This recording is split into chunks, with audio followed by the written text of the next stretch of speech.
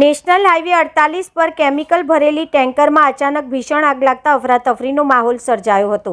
શહેરના જાંબુઆ બ્રિજ પરથી પસાર થતી ટેન્કરના ટાયરમાં બૂસ્ટર જામ થતાં આગ લાગી હતી, જે પળમાં જ સમગ્ર ટેન્કરમાંથી પ્રસરી ગઈ હતી। ટેન્કરમાં કેમિકલ ભરેલું હોવાથી જાણ થતાં ફાયર બ્રિગેડ તાત્કાલિક ઘટનાસ્થળે દોડી આવી હતી અને રાજસ્થાનથી દહેજ જઈ રહેલી આ ટેન્કરમાં બેસ્ટ નામનું એસિડ ભરેલું હતું। ઘટનાની જાણ થતાં જીઆઈડીસી ફાયર સ્ટેશનની ટીમ તરત જ ઘટનાસ્થળ પર પહોંચી આગે વિકરાળ સ્વરૂપ ધારણ કરતા પાણીગેટ ERC TP13 અને વડીવાડી ફાયર સ્ટેશનની ટીમને પણ મદદ માટે બોલાવવામાં આવી હતી।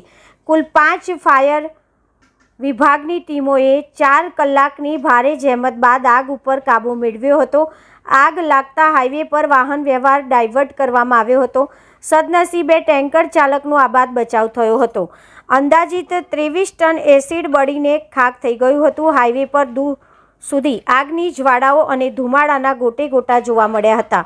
ભાવિક પટેલ, વડોદરા।